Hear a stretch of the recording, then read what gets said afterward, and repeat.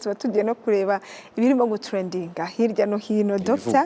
ibivugwa ibiriho nyemerera ndi umubyeyi ari n'ababyeyi bandi bankurikira tugaruke ku bijyanye n'ibiri kuvugwa ku mbuga nkoranyambaga bijyanye no gucisha umunyafu ku mwana gukubita umwana ababyeyi benshi bibaza ko uramutse ukubise umwana cyane ko usanga ari nako bamwe twagiye turerwa ababyeyi badukubita abantu bakavuga bati kera twarakubitwaga tukamenya ubwenge ariko twagiye uyu munsi mukatubwira muti gukubita umwana ntabwo ari cyo gisubizo reka tugaruke kuri iki kintu cyo gukubita umwana cyanateje impaka. Urakoze cyane ni byiza wenda kubigarutse reka mpere ku ijambo gukubita. Hariho abantu bakubita ariko badahana. Hari itandukaniro ryo gukubita no guhana. Ese muri hana kwawe ni ngombwa ngo ukubite noneho rero hariho abakubita kurusha guhana ibyo rero ni by'amategeko ahana nyine ugasanga aramukubita n'uburakari abyita ngo ni uguhana frustration ze yifitiye akababaro ke yifitiye aragatura ku mwana kirazira guhana umwana urakaye niyo umwana kureba abona ko umuhanana ubugome umukubitana ubugome kurusha kumuhana ntabwo ugomba kuvuga ngo urarakaye ngo umukubite urakaye kirazira uzarebe nawe umuntu ushobora kutagira icyo ukora neza ariko umuntu iyo aguhananye uburakari icyo ubona ni uburakari kurusha kuhana ugasanga noneho wenda ugiye no kuri defense ukavuga ati subwo byari ngombwa kumbwira urakaye gutya sinari kumva ni ukuvuga ngo rero ni umugani w'ikinyarwanda ngo inkoni ivuna igufa ntivuna ingeso abantu bavuga ngo ese twebwe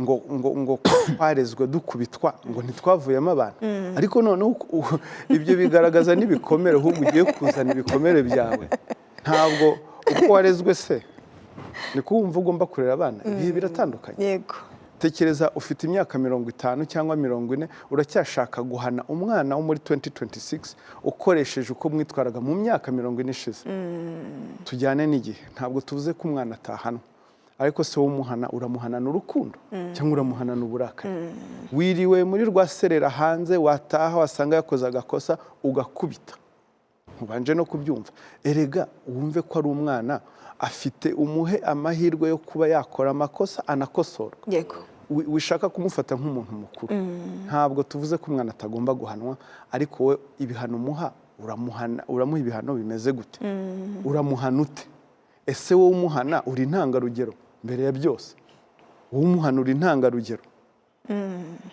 aho ngaho rero niho abantu bagira ngo bumve banabihindure bareke no gushaka kubica iruhande ngo urwego rw'ubugenzacyaha ngo rwabujije ababyeyi oya twebwe hari ibihano bitemerewe guhabwa umwana ibyo bita corporal punishment gukubita ushobora kumbwira gute ejo bundi hari aho abantu twahoze tuganira aravuga ngo aherutse kujya ku ishuri ngo umwana ngo umubyeyi ngo akurura umwana we ugutwi ngo hano haracika icyo ni igihano kumukurura ugutwi mpaka ugutwi gucitse icyo ntabwo ari igihano ni uburakari bwawe ni frustration zawe ni akababaro kawe bitewe ibyo wakuye mu rugo ibyo wahuye nabyo ukabitura umwana ubwo ibyo tuvuga turabivuga mu rugo no ku mashuri aho tubona ni ukuvuga ngo mwarimu wowe niba uri umurezi rera by'intangarugero wizana frustration zawe gukubita umwana rakerete gukubita umukandara inkweto imigeri inkonji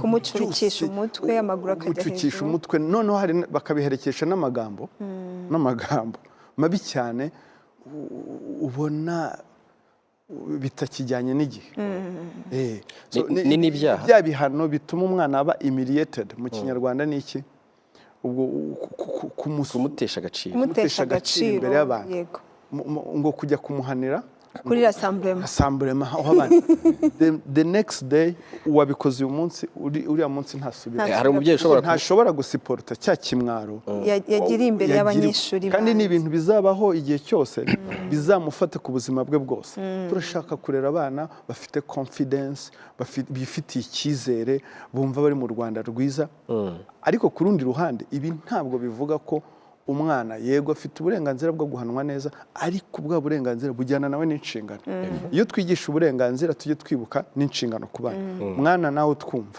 nta ufite inshingano zo kubaha ababyeyi zo kubaha mwarimu zo kuba utagomba guhanishwa ibi bihano ntibikuye ko utahanwa mu bundi buryo.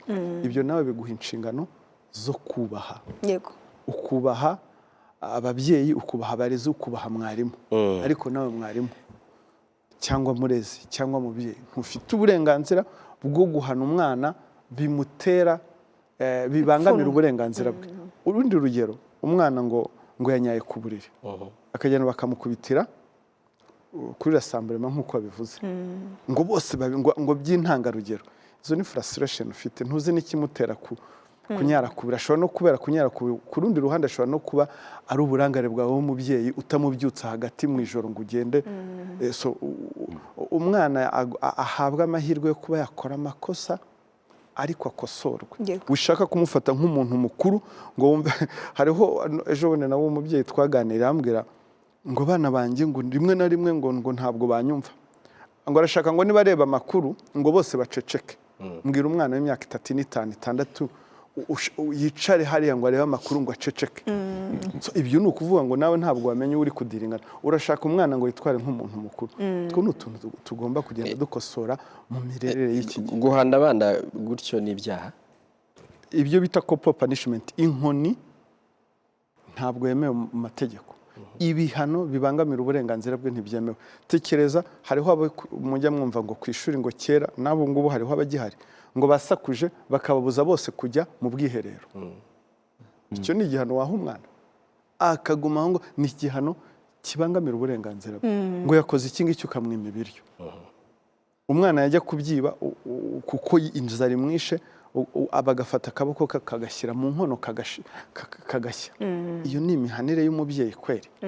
Hari n'igihe rero ni ibyo ngibyo, twige guhana tutihanukiriye, twige guhana tudafite uburakari, twige guhana tugamije gukosora kurusha uko umwana tumutura uburakari n'umujinya n'akababaro dufite. Ababyeyi ugasanga bagiranye ibibazo, umwe muri bagiye bituye ngo agatsinda ni nka nyina, agatsinda ni nka se, afunga umutwe nka se,